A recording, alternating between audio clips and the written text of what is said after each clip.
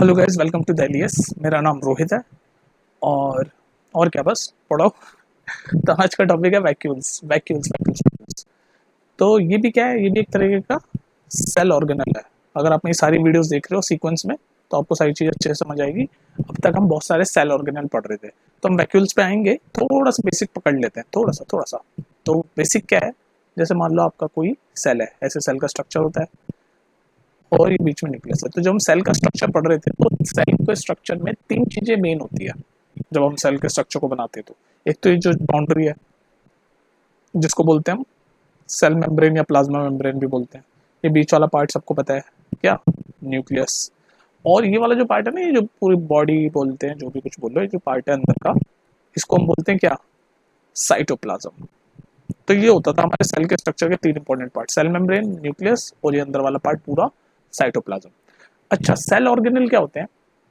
ये जो साइटोप्लाज्म है, मतलब ये जो बॉडी अंदर की, इसके अंदर डिफरेंट डिफरेंट टाइप के ऑर्गेनल रखे होते हैं। डिफरेंट डिफरेंट टाइप के ऑर्गेनल, वो अलग अलग फंक्शंस करते हैं। सेल के इंपॉर्टेंट फंक्शन, जो कि सेल जो भी काम करता है, वो डिफरेंट डिफरेंट टाइप के जो ऑर्गेनल रखे होते हैं, वो अलग अलग टाइप का फंक्शन परफॉर्म करते हैं। जैसे हमने अलग अलग फंक्शन ऑर्गेनल अब तक पढ़े हैं।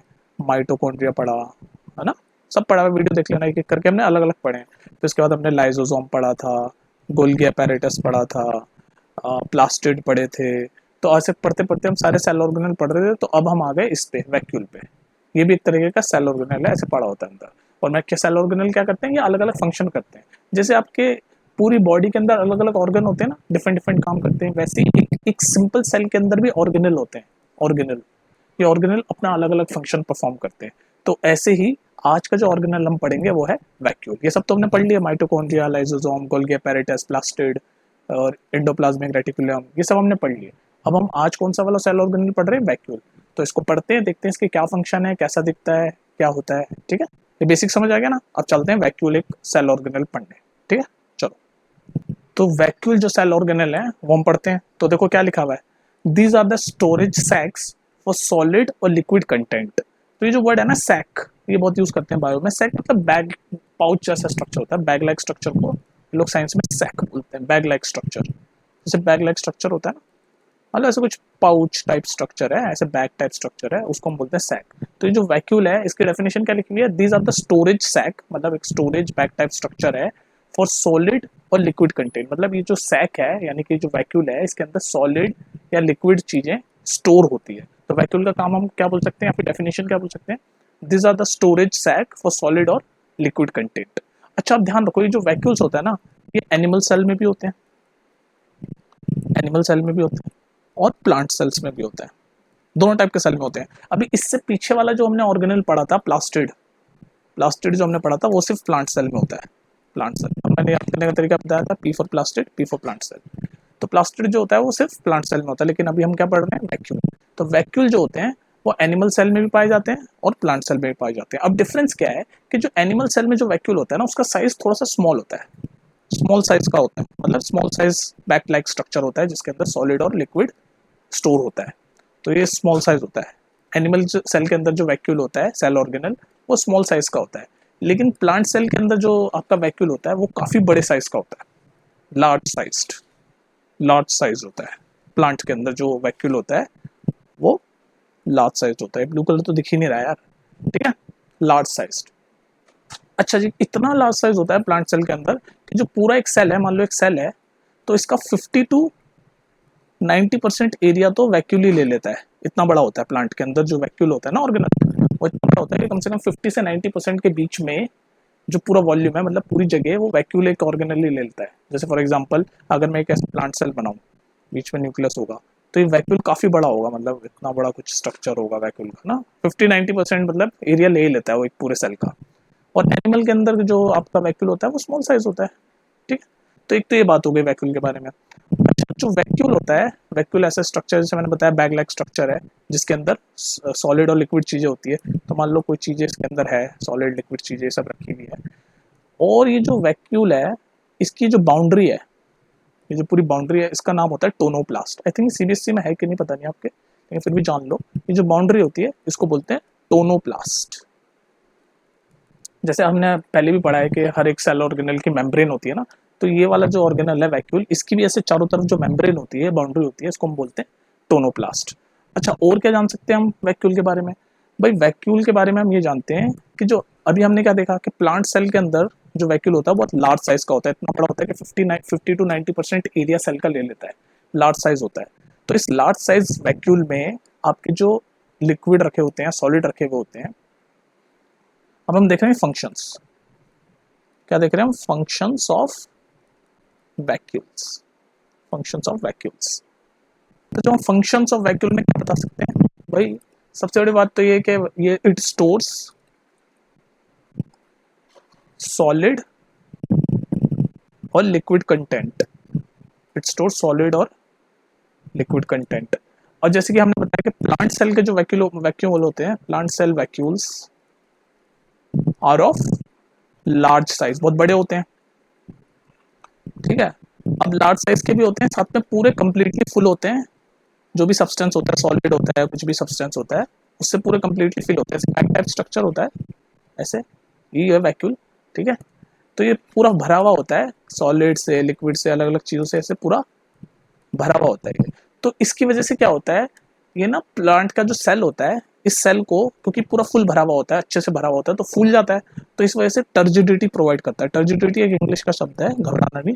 टर्जिडिटी मतलब मोटापा, मतलब भर जाता है ना, फूल जाता है, तो मोटापा प्रोवाइड करता है, टर्जिडिटी उसको बोलते हैं।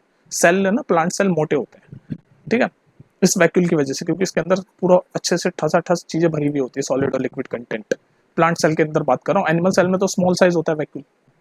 अच्छा जी, उसके बाद आपका इसके इसी वजह से रिजिडिटी भी प्रोवाइड करता है। रिजिडिटी मतलब एकदम अच्छे से चीजें भरी हुई होती है, तो इसका मतलब रिजिडिटी मतलब स्ट्रेंथ होती है, टूटता नहीं है, मुड़ता नहीं है जल्दी से। रिजिडिटी आसान भाषा में बोले तो मजबूती, ठीक है। तो टर्जिडिटी प्रोवाइड करता है और रिजिडिटी प्रोवाइड करता है। अच्छा, अब हम देख लेते हैं, हम इतनी देर से बोल रहे हैं सॉलिड और लिक्विड सब्सटेंस होते हैं इसके अंदर, वैक्यूल के अंदर स्टोर होते हैं, पर क्या सब्सटेंस होते हैं वो भी तो देखें। तो इसके अंदर जो सब्सटेंस होते हैं, सब्सटेंसेस स्टोर्ड इन वैक्यूल्स, तो वैक्यूल्स के अंदर जो सब्सटेंस स्टोर हो रखे होते हैं ना, वो होते हैं आपके जैसे कोई different type of amino acids, different type of amino acids, sugar, organic acids, है ना, ये आपका प्रोटीन, ठीक है। ये सारी चीजें आपके वैक्यूल्स के अंदर स्टोर होती है। क्या क्या चीजें स्टोर होती है? अमीनो एसिड स्टोर होता है, शुगर स्टोर होता है, ऑर्गेनिक एसिड स्टोर होता है, प्रोटीन स्टोर होता है। तो हम इतनी देर से बोले जा रहे हैं वैक्यूल एक स्टोरेज है, बैग लाइक स्ट्रक्चर है, जिसके अंदर सॉलिड और लिक्विड सब्सटेंसेस भरे हुए होते हैं। तो वो सब्सटेंसेस ये सब है जो भरे हुए होते हैं उसके अंदर, ठीक है। अच्छा जी, अब एक और चीज देखो इसमें जानने वाली है, ये तो हो गया प्लांट। अब देखो एनिमल सेल में जब होते हैं या फिर यूनिसेलुलर सेल, जैसे अमीबा के अंदर क्या होता है, ये वैक्यूल जो होता है ना, अमीबा एक सिंगल सेल है, सिंगल ऑर्गेनिज्म, आपको बताया था ये सिंगल सेल क्या होता है। तो अमीबा के अंदर जो वैक्यूल होता है, मान लो ये वैक्यूल है, ठीक है, अमीबा का वैक्यूल है। तो इस वैक्यूल के अंदर पता है क्या रखा होता है? जो अमीबा फूड खाता है ना, जो भी फूड खाता है वो वैक्यूल के अंदर स्टोर होता है।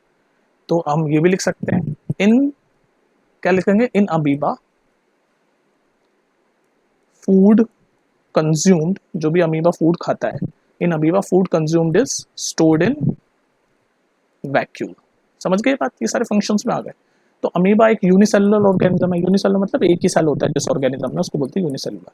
तो इस यूनिसेलुलर ऑर्गेनिज्म में ये जो वैक्यूल है, ये क्या स्टोर करता है? आपका जो फूड होता है, अमीबा जो भी खाना खाता है, वो वैक्यूल के अंदर ही स्टोर होता है, ठीक है। अच्छा, एक और इसका फंक्शन है, एक और फंक्शन पता है क्या है इसका वैक्यूल का, कि कुछ स्पेशलाइज यूनिसेलुलर ऑर्गेनिज्म में, मतलब कुछ कुछ यूनिसेलुलर ऑर्गेनिज्म में ये वैक्यूल एक काम भी करता है। क्या काम करता है? इन सम स्पेशलाइज्ड, इन सम स्पेशल यूनिसेलुलर ऑर्गेनिज्म एक और काम करता है। ये क्या काम करता है कि इट आपके जो एक्सपेल कर देता है, इट एक्सपेल एक्सेस वाटर, जो भी एक्सेस वाटर होता है ना, यूनिसेलुलर मतलब एक ही सेल है, तो उसके अंदर जो एक्सेस वाटर होता है या फिर कोई सम वेस्ट होता है, उसको डिस्पोज करने का काम भी करता है वैक्यूल, ठीक है। वैक्यूल ये वाला काम भी करता है वैक्यूल। तो समझ गए फंक्शंस क्या क्या बताया मैंने वैक्यूल्स के। तो इसको हम थोड़ा सा अब हम एक बार रिवाइज कर लेते हैं, देख लेते हैं फंक्शंस क्या क्या है यहाँ से। तो सबसे पहले क्या था कि भाई वैक्यूल होता क्या है, तो हमने पढ़ लिया डेफिनेशन में कि इट स्टोर्स सॉलिड और लिक्विड कंटेंट। तो कोई भी जो सॉलिड है या लिक्विड कंटेंट है वो वैक्यूल्स के अंदर, सेल के अंदर वैक्यूल होता है एक ऑर्गेनल, उसके अंदर स्टोर होते हैं, ठीक है। प्लांट सेल के अंदर जो वैक्यूल होते हैं वो लार्ज साइज होते हैं, बड़े साइज के होते हैं। एनिमल के अंदर स्मॉल साइज होते हैं। तो प्लांट के अंदर लार्ज साइज होते हैं, तो वो पूरे भरे हुए होते हैं सॉलिड और लिक्विड सब्सटेंस से, तो वो टर्जिडिटी प्रोवाइड करता है। टर्जिडिटी मतलब मोटापा, और रिजिडिटी प्रोवाइड करता है। रिजिडिटी मतलब स्ट्रेंथ, सेल की स्ट्रेंथ प्रोवाइड करता है, क्योंकि वो वैक्यूल बड़ा भी होता है, उसके अंदर सारी सॉलिड और लिक्विड कंटेंट कंप्लीटली भरे भी होते हैं। अच्छा, और क्या फंक्शन हम देख सकते हैं कि जो वैक्यूल के अंदर कौन कौन से सब्सटेंस स्टोर होते हैं, amino acid, sugar, organic acid, protein, ये सब चीजें उसमें स्टोर होती है। उसके बाद हमने क्या देखा कि अमीबा एक यूनिसेलुलर ऑर्गेनिज्म है। उसके अंदर वैक्यूल का काम ये होता है कि जो भी अमीबा खाना खाता है, अमीबा जो भी फूड कंज्यूम करता है, वो वैक्यूल के अंदर स्टोर हो जाता है। ठीक है, ये काम मैंने आपको बता दिया। अच्छा, एक और फंक्शन क्या है, कुछ ऑर्गेनिज्म में, कुछ यूनिसेलुलर ऑर्गेनिज्म में, जैसे अगर पानी सेल के अंदर ज्यादा हो गया, एक्सेस वाटर हो गया, या फिर कोई वेस्ट मटेरियल बाहर फेंकना है, तो वो काम भी आपका वैक्यूल करता है। ठीक है, तो ये हमने पढ़ लिया वैक्यूल के फंक्शंस और स्ट्रक्चर। तो अब हम थोड़ा सा कंक्लूड करते हैं। कंक्लूड करना मतलब हमने क्या क्या पढ़ा। हमने ये पढ़ा कि वैक्यूल एक बैग टाइप स्ट्रक्चर है, जिसको हम साइंस में क्या बोलते हैं, सेक्स। सेक्स है जिसके अंदर, सेक मतलब बैग लाइक स्ट्रक्चर, तो ये बैग लाइक स्ट्रक्चर है जिसके अंदर सॉलिड और लिक्विड कंटेंट स्टोर होता है। और उसके बाद हमने डिफरेंट डिफरेंट फंक्शंस पढ़े।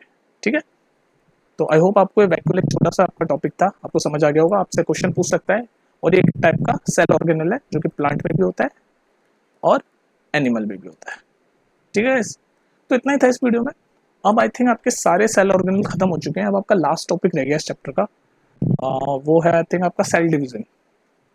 वो नेक्स्ट वीडियो में हम खत्म कर देंगे, फिर चैप्टर खत्म हो जाएगा। फिर नेक्स्ट चैप्टर देखते हैं कौन सा पढ़ते हैं।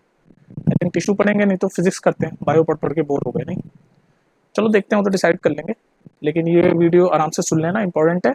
और प्लेलिस्ट में जाके ना सीक्वेंस में देखना, क्योंकि सीक्वेंस में समझ आएगी। मैंने सारे सेल ऑर्गेनल, एक सेल का स्ट्रक्चर ही पढ़ रहा है पूरे चैप्टर में, बेसिकली सेल का स्ट्रक्चर ही है। देखो मैं तुम्हें बताता हूँ इस पूरे चैप्टर में है क्या। बेसिक पता होनी चाहिए, बच्चों को रटते रहते हैं। इस पूरे चैप्टर में, इसमें पता क्या पढ़ा है इन्होंने, आपको पढ़ा है कि एक ऐसा सेल होता है। ठीक है, सेल के बीच में ऐसे न्यूक्लियस होता है, सेल के अंदर डिफरेंट डिफरेंट टाइप के ऑर्गेनल रखे होते हैं। बस इन ऑर्गेनल को अलग अलग करके पढ़ाया है। जैसे मान लो सबसे पहले उन्होंने पढ़ाया एंडोप्लाज्मिक रेटिकुलम, फिर पढ़ाया उन्होंने गोल्गी अपैरेटस, फिर पढ़ाया उन्होंने लाइसोसोम, फिर पढ़ाया उन्होंने माइटोकॉन्ड्रिया, फिर पढ़ाया उन्होंने प्लास्टिड, फिर पढ़ाया उन्होंने वैक्यूल। फिर बस इस तरह के मतलब सारे सेल ऑर्गेनल उन्होंने पढ़ा दिए। यही करा उन्होंने काम। अब लास्ट में बस सेल का डिवीजन पढ़ाएंगे, लास्ट टॉपिक। तो इस चैप्टर में बेसिकली यही है, और कुछ नहीं है इस पूरे चैप्टर में। इस डिफरेंट डिफरेंट सेल ऑर्गेनल का चीज़ें पढ़ाई उन्होंने, कैसे दिखते हैं, क्या फंक्शन करते हैं। ये पूरा चैप्टर आपका ऐसे ही है। तो अब लास्ट टॉपिक है इस वीडियो के बाद आपका सेल का डिवीजन, मतलब ये जो सेल है ये डिवाइड कैसे होते हैं, वो हम देख लेंगे नेक्स्ट वीडियो में। ठीक है, अब बहुत पका चुका हूँ तुम्हें मैं। मिलते हैं फिर नेक्स्ट वीडियो में। टेक केयर, आराम से रिलैक्स लेके पढ़ो, रेगुलर वीडियो देखते रहो, कुछ नहीं होगा तुम्हें, अच्छे मार्क्स आ जाएंगे। ठीक है, मिलते हैं फिर नेक्स्ट वीडियो में। Take care.